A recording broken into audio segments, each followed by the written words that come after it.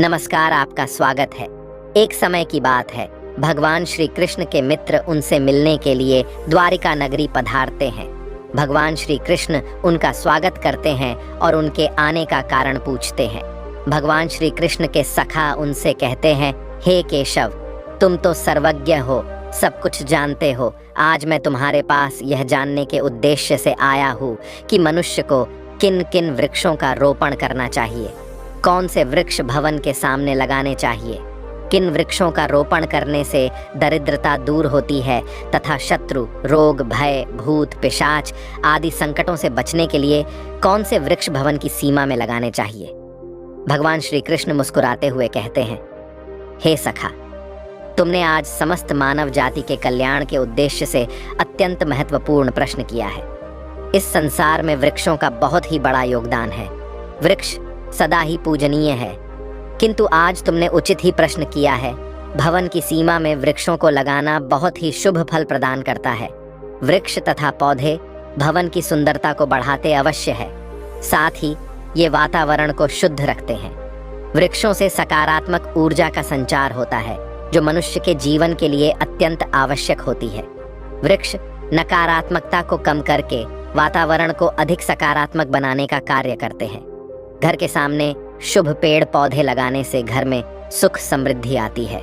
साथ ही ये पेड़ पौधे कई प्रकार के वास्तु दोषों को नष्ट करते हैं। घर के आंगन में खड़े वृक्ष देवताओं के समान घर की रक्षा करते हैं। हे मित्र, भवन के पास कौन से पौधे लगाने चाहिए और कौन से नहीं, इसके बारे में बताने से पूर्व मैं तुम्हें एक प्राचीन कथा सुनाता हूँ, जिससे तुम्हें समझ में आ जाएगा कि वृक्षों का तथा पेड़ पौधों का भवन के पास लगाना कितना शुभ होता है और कौन से पौधे भवन के पास लगाने से दुख एवं दरिद्रता आती है। जो भी मनुष्य इस कथा का श्रवण करता है, उसके सैकड़ों पाप नष्ट हो जाते हैं और उसकी दरिद्रता का नाश होता है। भगवान श्री कृष्ण का सखा कहता है, हे केशव, मैं इस कथा को अवश्य ध्यान से पूरा सुनूंगा, कृपया मुझे वह कथा सुनाओ। भगवान श्री कृष्ण कहते हैं, हे सखा, पूर्व काल की बात है। मध्य देश में एक अत्यंत शोभायमान नगरी थी। उस नगरी में धनेश्वर नाम का वैश्य अपनी पत्नी सुमति के साथ निवास करता था। धनेश्वर भगवान विष्णु का भक्त था और वह नित्य भगवान विष्णु की पूजा करता था। धनेश्वर की पत्नी भी सुशील और गृह कार्य में दक्ष थी। घर में धन धान्य की कोई कमी नहीं थी। भगवान की कृपा से उसके पास सब कुछ था। इस प्रकार से अनेक दिन बीत जाने के पश्चात धनेश्वर की जो पत्नी थी, जिसका नाम सुमति था, उसने अपने आंगन में कुछ वृक्षों का रोपण किया और नित्य उन वृक्षों को जल चढ़ाकर उनकी सेवा करने लगी। किंतु धनेश्वर की पत्नी को वृक्ष रोपण का ज्ञान नहीं था। उसे जो वृक्ष प्रिय लगे उन्हीं वृक्षों का रोपण उसने किया। जो वृक्ष अशुभ होते हैं, उन्हीं वृक्षों का रोपण उसने अपने घर के आंगन में कर दिया, जिस कारण से उस वैश्य धनेश्वर को व्यापार में काफी सारा घाटा होने लगा। उसके घर में रोज कलह होने लगा। पति पत्नी में बार बार क्लेश होने लगे। उन दोनों के जीवन में अनेक कठिनाइयां आने लगी। धनेश्वर का सारा व्यापार डूब गया और उसका सारा धन भी नष्ट हो गया। अब धनेश्वर के पास अनाज भी खरीदने के लिए पैसे नहीं थे। वे भूखे ही रहने लगे, जिससे क्रोधित होकर उसकी पत्नी भी गुस्सा करने लगी। वह अपने पति को कोई काम करने के लिए कहती। फिर धनेश्वर काम मांगने के लिए गांव में घूमने लगा, लेकिन उसे कहीं पर भी काम नहीं मिलता था। उसने आकर अपनी पत्नी से कहा, हे भद्रे, मुझे तो कोई भी काम नहीं दे रहा है, अब मैं कहाँ पर काम खोजने जाऊं। वे दोनों ही पूरी तरह से हतबल हो गए थे। दोनों के पास भी उद्योग करने के लिए कुछ नहीं था। धनेश्वर ने अपनी पत्नी के सारे गहने भी बेच डाले और जो कुछ भी अन्न मिला उसी से पेट भर लिया। इस प्रकार से अशुभ वृक्ष लगाने के कारण दोनों के ही जीवन में घोर दरिद्रता और संकट आने लगे, किंतु वे दोनों ही इस बात को नहीं जानते थे। फिर एक दिन एक साधु महात्मा धनेश्वर के घर पर पधारते हैं। उन्हें देखकर धनेश्वर उन्हें प्रणाम करता है और कहता है, हे साधु महाराज, पधारिए, इस गरीब के घर में आपका स्वागत है। कहिए, मैं आपकी किस प्रकार से सहायता कर सकता हूँ। वे साधु महाराज कहने लगते हैं, हे महोदय, मैं तीर्थ यात्रा पर निकला हूँ, विश्राम करने के लिए कोई जगह खोज रहा हूँ। यदि आपको कोई कष्ट न हो तो मुझे अपने घर में स्थान दे दो। मैं अनेक दिनों से भूखा हूँ, कुछ भोजन भी प्राप्त हो जाए तो बड़ी कृपा होगी। साधु महाराज के ऐसे वचन सुनकर वह धनेश्वर कहने लगा, हे साधु महात्मा, आप अवश्य ही कोई पुण्यात्मा दिखाई पड़ते हैं। आपके मुखमंडल पर बहुत तेज है। आपकी सेवा करने का मुझे सौभाग्य मिल रहा है। आपकी सेवा करके मुझे बड़ा आनंद मिलेगा। कृपा करके आप घर के भीतर चलिए। फिर वह साधु महाराज उस धनेश्वर के घर के भीतर जाते हैं और विश्राम करने लगते हैं। धनेश्वर उन साधु महाराज की बड़ी सेवा करता है, किंतु उसके पास अन्न का एक दाना नहीं होता है।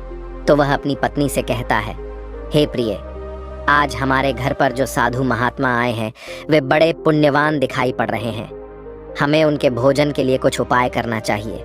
मैं गांव में जाकर किसी से थोड़ा सा धन मांग कर लाता हूँ। इतना कहकर वह धनेश्वर गांव में एक सेठ के घर पर जाता है और उस सेठ से थोड़ा सा धन देने की विनती करता है, किंतु वह सेठ उस वैश्य को धन देने से इनकार करता है और कहता है, तुम्हारे पास तो फूटी कौड़ी नहीं है, तुम मेरा धन कैसे वापस करोगे? धनेश्वर कहता है, हे सेठ, कृपा करके आप मुझे थोड़ा सा धन दीजिए, मैं जल्दी ही आपको लौटा दूंगा। यदि मैं धन नहीं लौटा पाया, आप मेरा घर ले लीजिए। धनेश्वर की बात सुनकर उस सेठ को उस पर थोड़ी दया आती है और वह उसे धन देते हुए कहता है, हे वैश्य, यदि तुमने धन नहीं लौटाया तो तुम स्वयं ही मुझे अपना घर सौंप दो।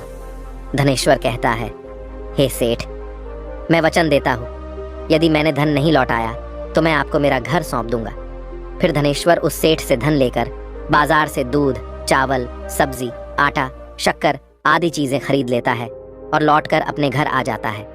फिर वह अपनी पत्नी से कहता है, हे प्रिय, तुम उन साधु महात्मा के लिए भोजन बनाओ। फिर धनेश्वर की पत्नी भोजन बनाती है और उन साधु महात्मा को भोजन परोसती है। इस प्रकार से उस धनेश्वर की भक्ति और निष्ठा को देखकर वे साधु महाराज बहुत प्रसन्न हो जाते हैं। भोजन हो जाने के पश्चात वे जाते जाते उस धनेश्वर से कहते हैं, हे वैश्य, मैं तुम्हारी भक्ति और आदर सम्मान से अत्यंत प्रसन्न हूँ। तुम्हारी जो भी कामना है मुझे बताओ, मैं अवश्य पूरी करूँगा। तब वह धनेश्वर कहता है, हे महात्मा, आपका आशीर्वाद ही हमारे लिए सब कुछ है, किंतु मैं आपसे यह जानना चाहता हूँ कि किस पाप के कारण मुझे दरिद्रता का दुख भोगना पड़ रहा है। हमने तो भगवान विष्णु की भक्ति की है, फिर हमारे जीवन में दरिद्रता क्यों आई है? इसका क्या कारण है? और इस दरिद्रता को दूर करने के लिए मुझे क्या उपाय करना चाहिए? फिर वह साधु महात्मा कहते हैं, हे वैश्य, मैं जब तुम्हारे द्वार पर आ गया था तभी मुझे यह झांत हो गया था कि तुम्हारे जीवन में घोर दरिद्रता और संकट आए हुए हैं। क्यों कि तुम्हारे भवन के सामने जो वृक्ष है वे ही तुम्हारी दरिद्रता के कारण है। इसीलिए तुम इन वृक्षों को हटाकर उनके स्थान पर शुभ पौधों का रोपण करो। तुम्हारी पत्नी ने तुम्हारे भवन के सामने जिन वृक्षों का रोपण किया है वे अशुभ वृक्ष हैं, उन्हीं के कारण तुम्हारी ऐसी दुर्दशा हुई है। धनेश्वर कहते हैं, हे महात्मा, कृपा करके मुझे बताइए कि घर के सामने कौन से वृक्ष लगाने चाहिए जिससे घर में सुख समृद्धि हो, और कौन से वृक्ष नहीं लगाने चाहिए।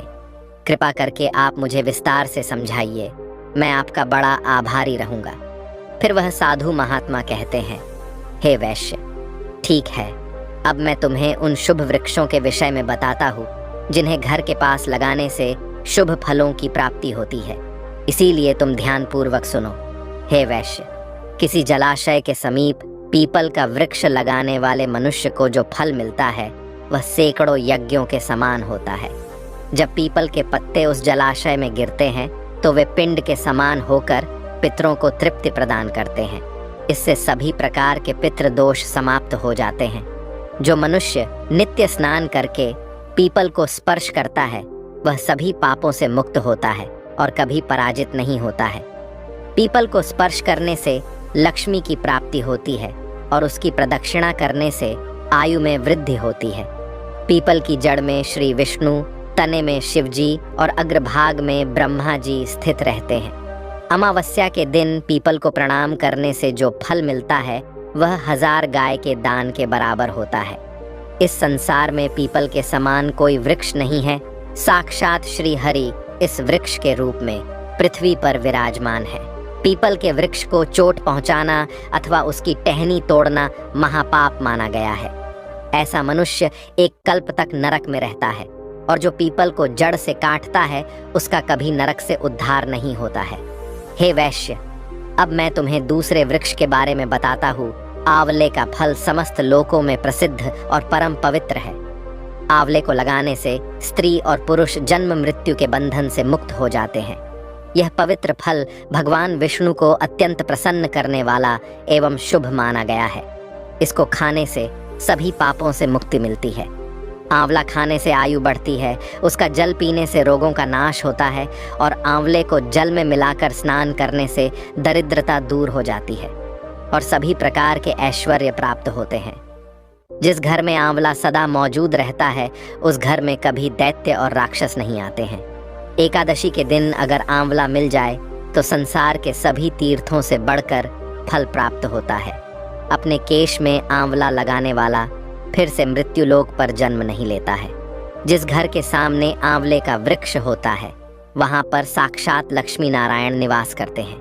तीसरा है अशोक का वृक्ष। अशोक के वृक्ष में अप्सराओं का निवास होता है। यह वृक्ष शोक का नाश करने वाला तथा निराशा को समाप्त करने वाला होता है। इस वृक्ष को घर के पास लगाने से घर में सुख शांति बनी रहती है। अशोक का वृक्ष शीतलता और यौवन प्रदान करने वाला होता है। माँ लक्ष्मी ने जब देवी सीता के रूप में अवतार लिया था तब रावण द्वारा अपहरण करने के बाद उनका वास अशोक वाटिका में था। अशोक के वृक्ष ने माँ सीता की बहुत सेवा की थी, इसीलिए माँ सीता ने अशोक वृक्ष को यह वरदान दिया था कि जिस भी स्थान पर यह वृक्ष होगा वहां पर उनका सदैव ही निवास होगा। चौथा है पाकड़ का वृक्ष। प्रत्येक मनुष्य को पाकड़ का वृक्ष अवश्य लगाना चाहिए। यह वृक्ष लगाने से जो फल मिलता है वह महायज्ञ के समान होता है। कलयुग में मनुष्य यज्ञ नहीं कर पाएंगे, इसीलिए उन्हें एक पाकड़ का वृक्ष अवश्य लगाना चाहिए। पांचवा है नीम का वृक्ष। नीम का वृक्ष लगाने से सूर्य देव प्रसन्न होते हैं। नीम का वृक्ष आयु प्रदान करने वाला माना गया है। इसे घर के पास लगाने से नाना प्रकार के रोगों से छुटकारा मिलता है। माँ लक्ष्मी को नीम के पत्ते अत्यंत प्रिय होते हैं, इसीलिए वह नीम के वृक्ष के पास निवास करती है। घर के सामने नीम के वृक्ष का रोपण करने से धन संपत्ति की प्राप्ति होती है। छठा है जामुन का वृक्ष। यदि कोई मनुष्य कन्या प्राप्ति की कामना करता है तो उसे जामुन का वृक्ष अवश्य लगाना चाहिए। जिस मनुष्य के घर के सामने जामुन का वृक्ष होता है उसके घर में कन्या का जन्म होता है, जो कुल का गौरव बढ़ाती है। सातवां है बेल का वृक्ष। बेल के वृक्ष में भगवान शिव और गुलाब में देवी पार्वती का निवास है, इसीलिए अगर बेल के वृक्ष के पास गुलाब का पौधा लगाया जाए तो शिव पार्वती का आशीर्वाद प्राप्त होता है। उस घर में कभी दुख दरिद्रता नहीं आती है, उस घर में कभी अकाल मृत्यु नहीं होती है और कोई स्त्री विधवा नहीं बनती है। आठवां है नारियल का पेड़। नारियल का पेड़ लगाने से पुरुष अनेक स्त्री का पति बनता है। नारियल किसी भी धार्मिक अनुष्ठान का आवश्यक अंग होता है। यह अत्यंत शुभ माना जाता है। घर के आंगन में नारियल का पेड़ होने से उस घर में हमेशा शुभता होती है और उस घर के सदस्यों का समाज में बहुत मान सम्मान होता है। सुंदर पत्नी की कामना करने वाले मनुष्य को अनार का वृक्ष लगाना चाहिए। पलाश का पेड़ ब्रह्म तेज प्रदान करता है, इसीलिए इसका रोपण अवश्य करना चाहिए। वंश वृद्धि और संतान प्राप्ति की कामना करने वाले मनुष्य को अंकोल का वृक्ष अवश्य लगाना चाहिए। अगर मनुष्य किसी बीमारी से पीड़ित है तो उसे खैर का वृक्ष लगाना चाहिए। खैर का वृक्ष लगाने से बड़े बड़े रोग नष्ट हो जाते हैं। यह वृक्ष आरोग्य प्रदान करने वाला होता है। कुंद अर्थात मोगरे के पेड़ में गंधर्व निवास करते हैं, इसीलिए इस पौधे का रोपण अपने घर के पास करने से कार्यों में सिद्ध और शुभ फलों की प्राप्ति होती है। खासकर कला के क्षेत्र में काम करने वाले लोगों को यह पौधा अवश्य लगाना चाहिए। यदि किसी मनुष्य को चोर और लुटेरों का भय सता रहा है तो उसे अपने घर के पास बेंत का वृक्ष जरूर लगाना चाहिए। यह वृक्ष चोर लुटेरों को भयभीत करता है और घर की रक्षा करता है। चंदन और कटहल के वृक्ष पुण्य और लक्ष्मी प्रदान करते हैं। इन वृक्षों का रोपण करने से दुख दरिद्रता समाप्त हो जाती है। घर की उत्तर दिशा में पाम और कनक चंपा का पौधा लगाया जाता है तो धन में वृद्धि होती है। केले का पेड़ भी बहुत शुभ होता है और यह घर में सुख, समृद्धि और खुशहाली लाता है। केले के पेड़ में भगवान विष्णु का वास होता है, इसीलिए घर में केले का पेड़ होने से घर में धन की कमी नहीं होती है। हर श्रृंगार के पौधे को पारिजात भी कहा जाता है। इस पौधे की उत्पत्ति समुद्र मंथन के समय हुई थी और माँ लक्ष्मी भी समुद्र मंथन से ही प्रकट हुई है, इसीलिए पारिजात के पौधे का बहुत अधिक महत्व है। यदि इस पौधे को अपने घर पर लगाते हैं तो आपको माँ लक्ष्मी की विशेष कृपा प्राप्त होगी। मनुष्य को कभी भी ताड़ का वृक्ष नहीं लगाना चाहिए। ताड़ का वृक्ष संतान का नाश करने वाला होता है। जिस घर के पास ताड़ का वृक्ष होता है उस घर के संतानों की कभी उन्नति नहीं होती है। मनुष्य को कभी भी अपने घर के पास बहेड़े का वृक्ष नहीं लगाना चाहिए। इस वृक्ष पर प्रेतों का वास होता है। जो मनुष्य बहेड़े का वृक्ष लगाता है वह प्रेत बन जाता है। इसके नीचे बैठकर कभी पूजा पाठ भी नहीं करना चाहिए। अगर किसी मनुष्य को शत्रुओं का भय सता रहा है तो उसे केवड़े का वृक्ष लगाना चाहिए। यह शत्रुओं का नाश करने वाला होता है। घर में कभी भी ऐसे पौधे नहीं लगाने चाहिए जिनको काटने या तोड़ने पर दूध निकलता हो। घर के सामने कभी भी बबूल का पेड़ नहीं लगाना चाहिए, इसे लगाने से विपत्ति आती है। घर के सामने बेर का वृक्ष भी नहीं लगाना चाहिए, इसे लगाने से नकारात्मकता बढ़ती है, धन का नाश होता है और संकट आते हैं। किसी भी मनुष्य को अपने घर के सामने पपीते का वृक्ष नहीं लगाना चाहिए। इस वृक्ष को लगाने से धन का नाश होता है और दरिद्रता आती है। अगर पीपल का वृक्ष भवन की पूर्व दिशा में होता है तो घर में निर्धनता व्याप्त हो सकती है। वट वृक्ष घर की पश्चिम दिशा में हो तो घर में शोक का काल चिरकाल तक रहता है। दक्षिण दिशा में तुलसी का पौधा हो तो संतान को पीड़ा सहन करनी पड़ती है। किसी भी मृत वृक्ष की छाया घर पर पड़ती है तो यह मृत्यु सूचक होता है। मृत वृक्ष को तुरंत उखाड़ देना चाहिए। वे साधु महात्मा कहते हैं, हे वैश्य, इस प्रकार से मैंने तुम्हें इन सभी शुभ और अशुभ वृक्षों के विषय में बता दिया है। इसीलिए तुम इन वृक्षों का रोपण करो और भगवान की कृपा को प्राप्त करो। वह धनेश्वर कहता है, हे महात्मा, आपने आज मुझे उत्तम ज्ञान दिया है, मैं आपका धन्यवाद करता हूँ।